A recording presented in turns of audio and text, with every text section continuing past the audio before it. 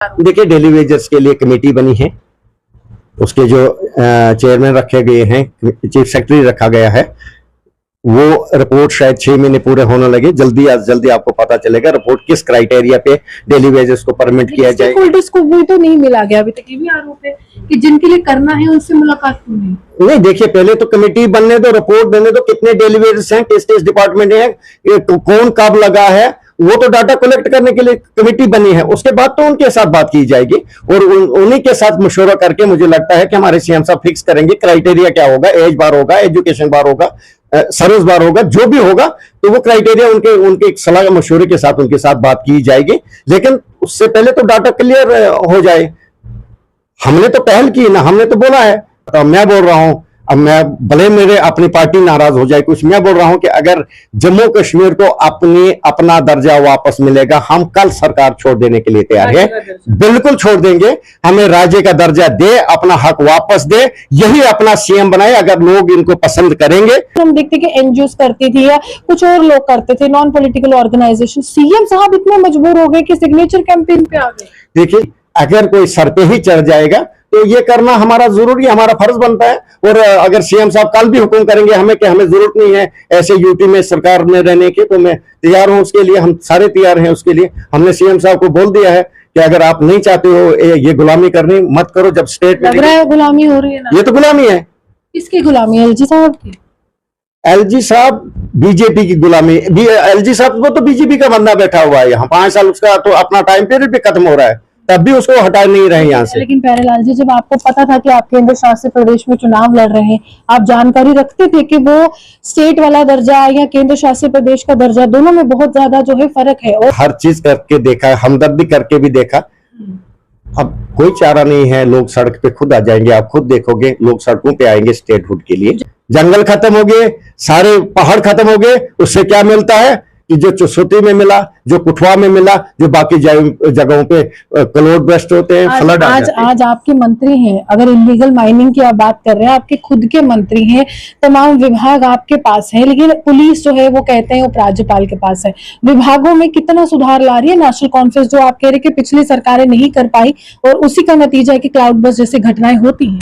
देखिए, हमारे जो माइनिंग का है, अभी हमारे जब डिप्टी सीएम के पास साहब के पास ये डिपार्टमेंट है, उसने तमाम माइनिंग जो ब्लॉक्स जो इलीगल थे वो बंद करवा दिए हैं। कुछ ऐसे युवा हमारे साथ मिले और सीएम साहब के खिलाफ जो है मोर्चा खोल दिया। उन्होंने कहा कि हम अनएम्प्लॉयड हैं, काफी लंबे समय से उनको नौकरी नहीं मिली, वो डेंटल सर्जन्स हैं। तो वो कह रहे हैं कि आपके मैनिफेस्टो में था, नेशनल कॉन्फ्रेंस के मैनिफेस्टो में था कि इनको जो है नौकरी प्रदान की जाएगी। आज उन्होंने भी मोर्चा खोला है, कुछ ट्वीट्स भी दिखाए हैं। तो इसके लिए नेशनल कॉन्फ्रेंस संजीदगी दिखाएगी, कुछ उनके लिए कुछ करेगी। कहा जा रहा है कि कानून बन सकते हैं अगर पारित हो जाता है। नेशनल कॉन्फ्रेंस बिल्कुल डरती नहीं है इससे। क्यों डरेंगे?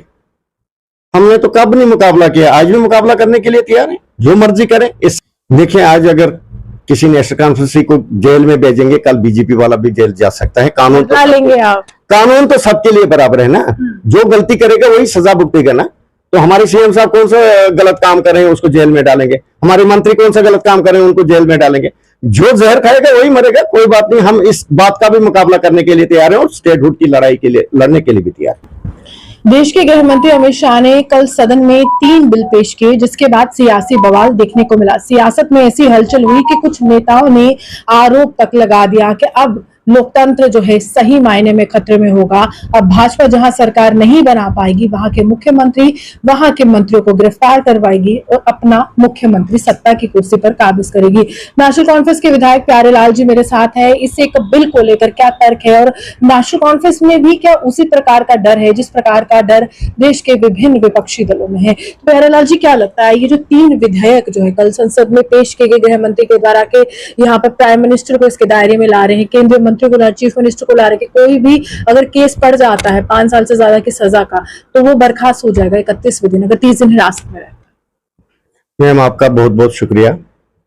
ये बदकिस्मती हमारे जम्मू कश्मीर के लोगों की कि सबसे पहले जो 2019 में 5 अगस्त को हमारे स्टेट के साथ हुआ, जो हमारे महाराजा ने गिफ्ट में दिया था ये जम्मू कश्मीर, जिसके लिए मरहूम शेख मोहम्मद अब्दुल्ला ने ऐलान किया था हिंदुस्तान के लिए कि एक पहचान है हिंदुस्तान कि ये जम्मू कश्मीर स्टेट, तो इसको कुर्बान किया गया या इसको दफा 370 छोड़िए, अब स्टेट हुड भी नहीं रखा गया, यूटी बनाया गया, वो भी 2 यूटी में बांटा गया। तो उसके नतीजे तो आपको मालूम ही है कि यहाँ नौकरी अनसेफ होगी, लैंड अनसेफ होगी, हर चीज अनसेफ होगी। यहाँ अगर 4th क्लास का भी इंटरव्यू होता है या कोई पोस्ट निकलती है उसके लिए भी अप्लाई पूरे हिंदुस्तान के बच्चे करते हैं, तो हमारे जम्मू कश्मीर के बच्चों के साथ क्या व्यवहार होता है, कितनी बेरोजगारी बढ़ी है तब से जम्मू कश्मीर में, आप अंदाजा नहीं कर पाओगे। तो अब हमें उम्मीद थी कि जम्मू कश्मीर को स्टेट का दर्जा वापस दिया जाएगा इस पार्लियामेंट सेशन में, लेकिन इसमें उल्टा किया गया। जो बिल लाया गया, देखिए आप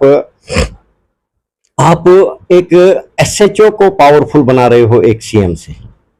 अगर एसएचओ चाहेगा किसी भी कारण किसी को भी पकड़ के, वो तो वैसे भी पुलिस अभी केंद्र सरकार के केंद्र पास सरकार में है, लेकिन इतने पावर नहीं थी जितने इस बिल से इनको मिल रही है कि एक एसएचओ को अब एक एमएलए का सीएम भी कुछ नहीं बोल सकता है। वो बोलेगा कि नहीं कोई बात नहीं, आपके खिलाफ ये कैसे, कोई भी चीज से।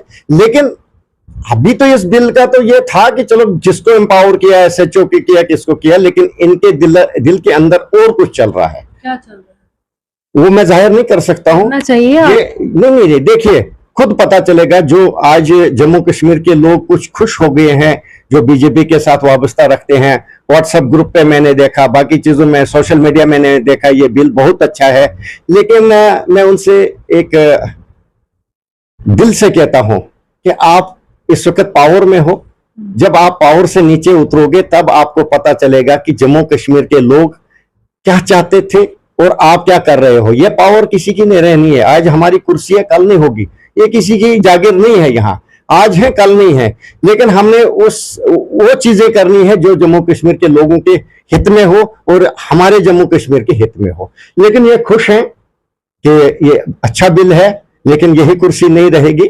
इसमें मुझे लगता है कि ऐसा कुछ करने जा रही है बीजेपी सरकार जम्मू कश्मीर के साथ कि जिस टाइम जो नाकाबिल बर्दाश्त होगा और लोग सड़कों पे उतरेंगे, उसमें सीएम हो, कैबिनेट मिनिस्टर हो, एमएलए हो। आप ये कह रहे हैं क्योंकि शब्दों के साथ आप अच्छा खेल लेते हैं, सभी जानते हैं। आप शब्दों के जाल में फंसाते हुए ये कह रहे हैं कि आपको डर खुद के मुख्यमंत्री का है। नहीं, मुख्यमंत्री साहब हमारे वैसा नहीं है कि सर झुका के अब चलेंगे।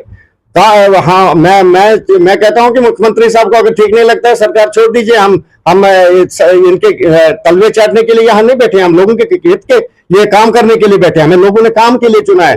अगर आप हमसे कह रहे हैं ऑपोजिशन का ये करके किसी भी सीएम को हटा देंगे, मैं आपको बोल रहा हूं कि आपको समझ आएगा कि ये एक आपको कहा है कि नजरबंद भी अगर बंदा रहेगा 31 दिन, उसको भी जो भी चीफ मिनिस्टर हिरासत, वही हिरासत हो, आपने हाउस अरेस्ट भी होगा, वो भी हिरासत होती है, वो भी रख के हाउस अरेस्ट के साथ तो पुराना नाता हो गया। वो तो नेशनल कॉन्फ्रेंस का पुराना नाता है, क्योंकि नेशनल कॉन्फ्रेंस ने जम्मू कश्मीर के लिए हर टाइम कुर्बानी दी है। और वो मिलिटेंसी दो रो, आप रेशियो निकालोगे, जो बीजेपी वाले बोलते हैं हम मर गए, आप रेशियो निकालो कि किन के वर्कर ज्यादा मरे हैं कश्मीर में, किस पार्टी के वर्करों ने ज्यादा कुर्बानी दी है जम्मू कश्मीर इस मिलिटेंसी 35 साल के दौर में।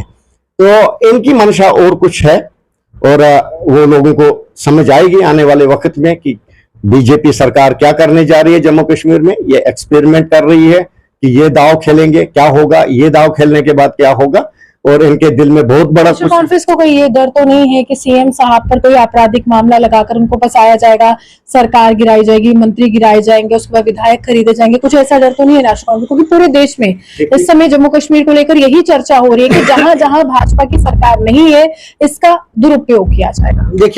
देखिए मेरी बात सुनो।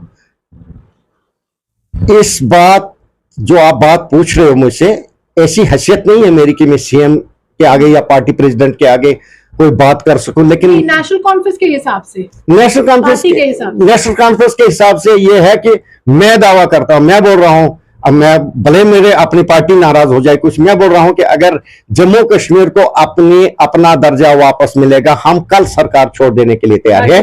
बिल्कुल छोड़ देंगे। हमें राज्य का दर्जा दे, अपना हक वापस दे, यही अपना सीएम बनाए। अगर लोग इनको पसंद करेंगे, उसके बाद पहले ये हमें स्टेट का दर्जा दे। और इन्होंने पहले शोषा फैलाया था कि अगर हम स्टेट देंगे तो नए इलेक्शन होंगे। हम तैयार हैं उसके लिए। स्टेट तो देना, नए इलेक्शन करवाए, जिनको लोग चुन के भेजेंगे वो सरकार बनाए। लेकिन दें तो कुछ, जो हमसे छीना गया उसे वापस दें।